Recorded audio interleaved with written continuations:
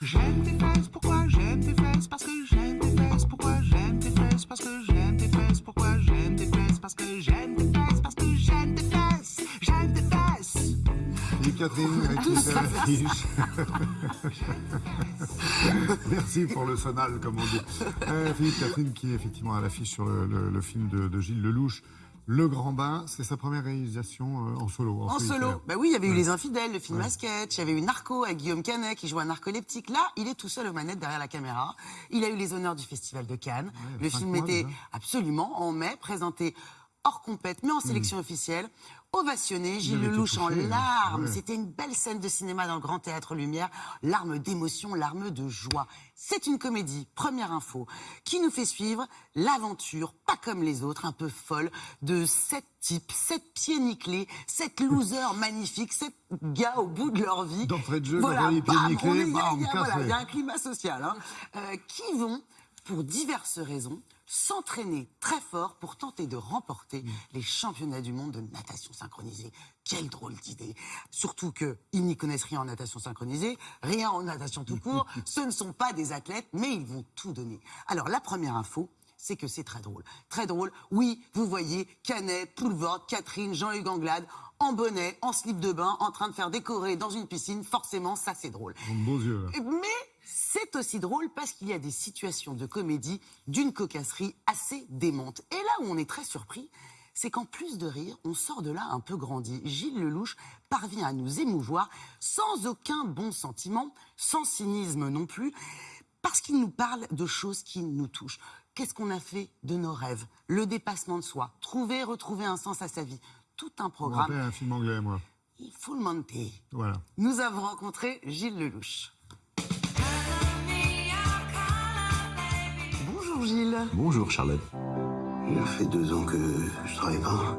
J'ai l'impression que tout ce que je touche se transforme en échec. T'es pas David Bowie, papa. Tu le sauras jamais. Vous me disiez, l'idée, je l'ai eue il y a 5 ans, c'est quoi le déclic? C'est une envie de parler de gens, de mes contemporains, une petite lassitude, un petit manque d'espoir que j'ai cru entrevoir chez certains. Un désenchantement? Un désenchantement, un manque d'espoir, moins d'énergie dans les rues, On a vécu des choses tragiques, évidemment, qui nous ont pas épargnés. Mais à travers ça, je voulais parler aussi de la vertu du sport amateur, qui me semble être encore un des rares bastions où les gens se croisent, se rencontrent.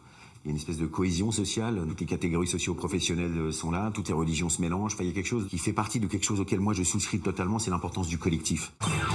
Championnat du monde, c'est un fantasme. Qui est pour? Allez, c'est bon. En fait, on a été entraîné par une femme incroyable qui s'appelle Julie Fabre, qui est l'entraîneuse de l'équipe de natation synchronisée féminine olympique. Donc, pour ça, on est allé à l'INSEP, qui nous a ouvert grand ses portes.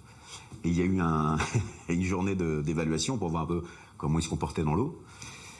Elle les a regardés comme ça. Elle s'est tournée vers moi discrètement. Elle m'a dit, on va pas y arriver. On n'y arrivera pas. Non, là, c'est pas possible. 3 mois d'entraînement, croyez-moi, c'est pas de la merde. Il y a eu du gainage. Il y a eu du gainage, il y a eu du sauna, il y a eu du hammam, il y a eu de la cryothérapie où ils étaient dans des pièces à 180 degrés. Il y a eu du boulot, quoi. Et ils sont vraiment entraînés pendant 5 mois. 2 fois par semaine, 4 heures d'entraînement. Et depuis, ils veulent plus foutre un pied à la piscine. Et là, je crois que je les ai dégoûtés de la piscine à vie, quoi. Est-ce que vous croyez, là, c'est comme ça que vous allez gagner? On veut juste participer. Fils de pute! J'ai essayé de briser des chapelles. Ouais. C'est que j'ai mélangé un peu des acteurs qui n'ont pas l'habitude de travailler les uns avec les autres.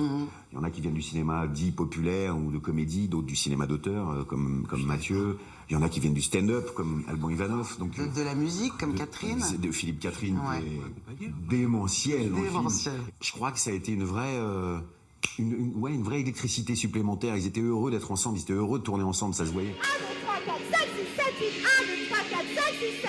Il y a beaucoup de tendresse justement dans l'écriture de vos personnages masculins. On a le sentiment qu'on voit des hommes un peu moins bêtes que souvent au cinéma. C'est-à-dire qu'on vit quand même dans une époque où on a 57 films de super-héros par an. Moi, j'aime les personnages un peu abîmés, un peu écorchés, mais comme on l'est tous. Mais les personnages masculins comme les personnages féminins, c'est des gens qui ont des plaies ouvertes ou pas, mais qui sont des gens qui se battent pour aller mieux, pour vivre mieux. Et moi, je souscris totalement à l'idée que le collectif nous aide à ça. Et donc, ce sont des gens qui s'écoutent, qui se soignent entre eux. Et comme si le film était une sorte de de film sur la dépression, mais qui serait en fait le meilleur des antidépresseurs. Merci Gilles, bravo, merci. Merci à vous. Oui, je maintiens, très british quand même. Oui, c'est ça, on n'est pas dans une comédie franchouillarde ou une comédie bobo parisienne, on tend vers l'anglo-saxon, c'est-à-dire la comédie anglo-saxonne, il y a une toile sociale, sans jamais que ça soit plombant. Collectif. Le collectif. Avec des femmes. Et on rit beaucoup. Et des femmes, ce que j'aime dans ce film aussi, c'est que les femmes sont fortes, ce sont elles qui portent la culotte. Et toc, nous avons Leila Bekti, Virginie Efira, Mélanie Douté et Marina Foïs. Grande réussite, c'est intelligent, c'est drôle, ça fait du bien, ça sort mercredi prochain. Le 24. Merci. Allez.